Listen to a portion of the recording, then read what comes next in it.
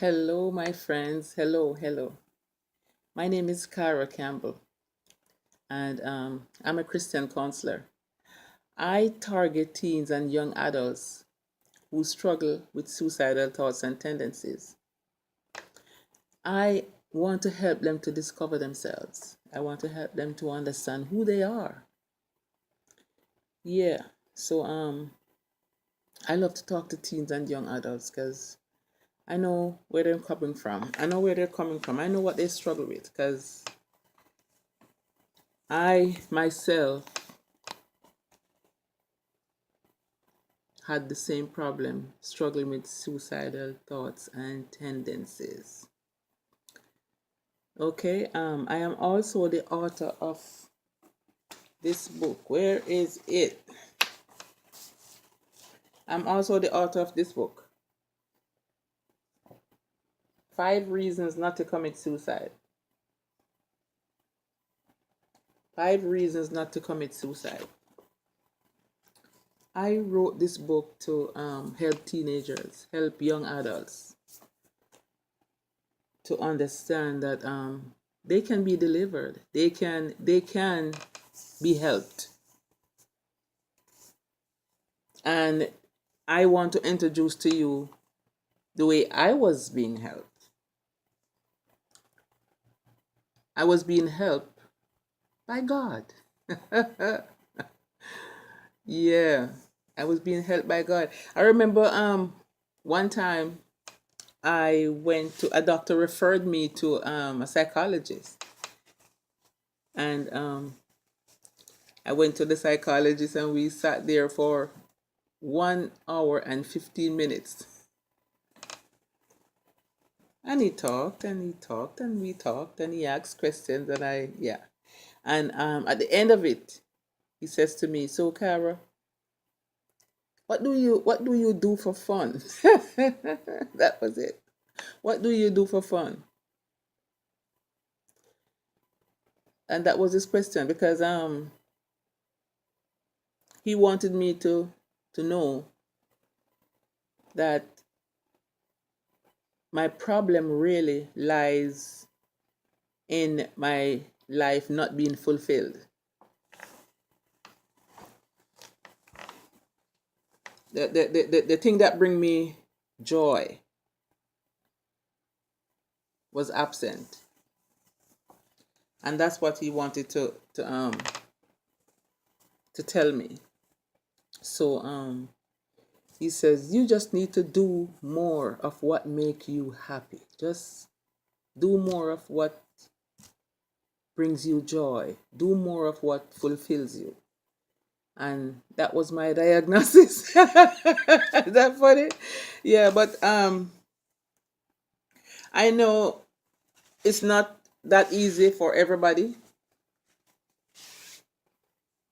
It's not that easy for everybody. And at my age, when I went to that psychiatrist, I had already overcome a lot of my insecurities and weaknesses and problems and issues.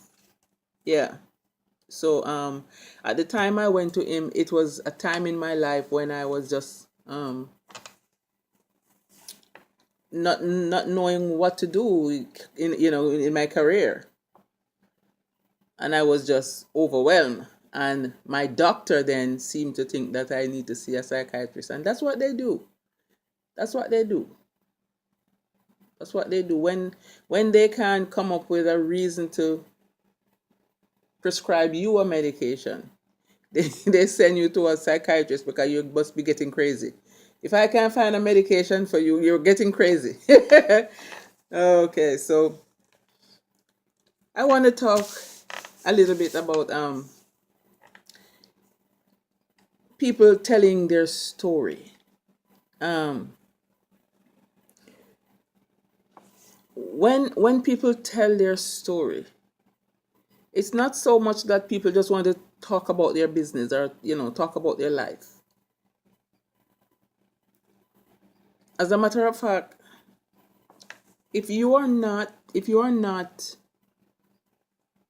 delivered, if you are not an overcomer of what you've been through, it's hard for you to tell a compelling story that can help to deliver somebody else. And all these people out there are telling their stories.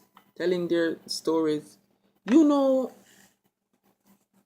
how much it can help someone to tell your story, because when you it goes both ways. It goes both ways. You look out there and you see somebody telling their story. That story can help someone to see themselves and to say to themselves, I thought I was going through something, but there is somebody that is going through something worse than I am. And if they can go through it, and if they can survive it, and if they can live to tell their story, then I can be an overcomer too. And on the other hand, the person who is telling their story, the person who is telling their story, it can work for them where they can look and see they're telling their story, and they can say, what the heck am I complaining about? There is somebody who is without hands, and somebody without legs, and they are soaring high. They are soaring over mountains, and they are swimming across waters without hands and without legs. So what am I complaining about? What am I sitting here wallowing in my self-pity about? So telling stories can really, really help somebody out of their situation. Can really, really help somebody out of, a place of despair. But it is important. It is important to first be delivered so that you can relate to your story. You can tell your story with passion. My story really is a story of hope. And everybody's story should be a story of hope. Because the fact that I'm here telling you my story, I could have died. And I said all the time that even though my mother had, made such a mistake, what she did, when I got to my senses, I was able to forgive. And I was able to, find something in that situation that I could be thankful for. And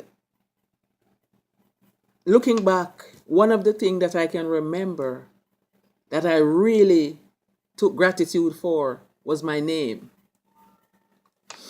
And every time I would say, I just thank my mother for giving me that beautiful name. I love my name with a passion. Kara. Kara. That beautiful? And I say, if my mother didn't do anything for me, I'm just glad that she gave me such a beautiful name, a name that I can be proud of today. Because that name, it means something. It means something. It means there. I think it means there in Italian. I think something like that. I'm not sure. Yes. And I appreciate her giving me that name. I don't know where she got that name from, but I appreciate that. I appreciate that she gave me that name, and I love it. I appreciate also that she made the choice to give birth to me. I appreciate that. She could have aborted me. Yes. But I appreciate the fact that she she brought me into this world. And as I said in my book, the fact that you were born, you were meant to be here. You were meant to be here. It's no mistake. It's no coincidence. It's no coincidence. Because to be honest, we have an enemy. We have an enemy, and not many people think about him as an enemy. The devil, Satan, it's an enemy. It's our enemy. And he comes to destroy man. He really wants to destroy us. And many babies never made it to see the light of this world. And I am grateful. I'm grateful that I was born, and I am able to be talking to you today. And I can say, I am glad that my life has been spared, regardless of all that I've been through. Regardless of all that I've been through, I overcome. I overcome. I'm not perfect. I'm not perfect. God is still working on me. God is still working on me, and He's taking me somewhere. And one thing I know is that my life, I place my life in His hands, in His care. And He's my leader, and I'm following Him. I'm following Him. I'm listening to His word, and I'm taking directions from Him. I take orders from Him. So my next step, I don't know. I have plans, but I don't know where He's taking me. So I just want to encourage somebody today that if everybody in this world has a story, every life has a story. And I wanted to tell my story because I have seen where so many people are stuck in unforgiveness. So many people are stuck in hatred. So many people are stuck not being able to put the past behind them. And I just hope that someone who reads my story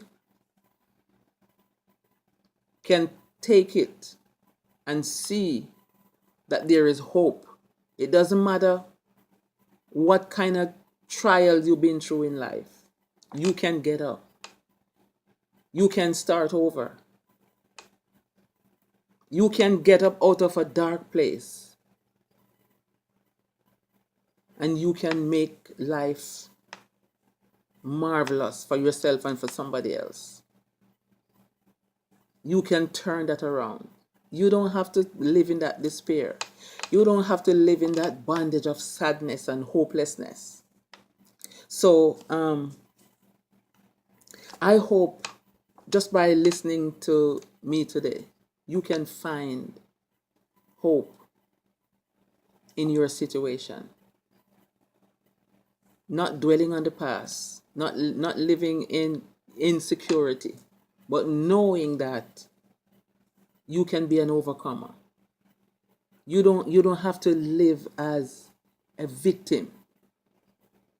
You can be a victor. You can live above your fears and your troubles and your pain. You can live above it. It's not that people who've been through stuff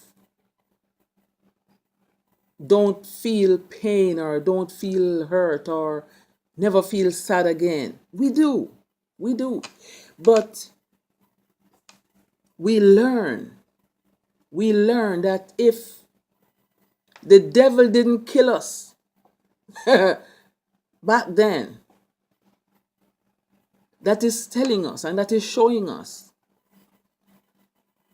that we are able to succeed, and we are able to fly high, and we are able to do things that we think we couldn't do. We are able to overcome obstacles. And you have to learn to tell yourself that. You have to learn to tell yourself that. It's a mind thing. Tell yourself that I can overcome. Tell yourself that I can be what I want to be. I can be what God wants me to be. Because it is God's will that we be great. He made us great. Greatness was put inside us.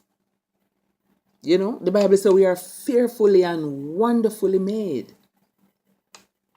So I just want to leave this with you today, for you to just have hope. Hope. One of the greatest thing in life is having hope. Having hope. Even when what you're planning for is not yet, you don't see it yet. Keep hoping. It's like dreaming. Just keep dreaming. Keep dreaming. Keep dreaming and working on your plans, and working on whatever it is that you want to achieve and acquire. Keep working at it. And one day you will succeed. You will succeed. It doesn't matter how old I am. Sometimes the devil tell me that you're too old for this and you're too old for that. But I get to a place where I understand that there's nothing we can do about the thoughts that comes in to us. Because negative thoughts will come. But what we do with them, that's what matters. And I get to understand how to live above negative thoughts. I get to understand how to block them, when they come.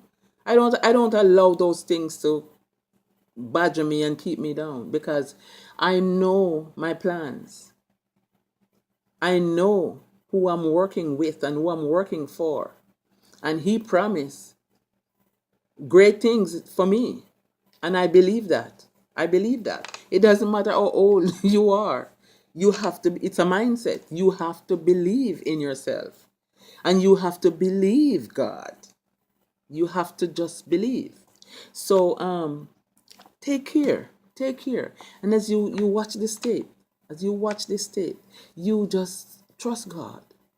That's the most important thing. Trust God, because I really do believe that the fear of God is the beginning of wisdom.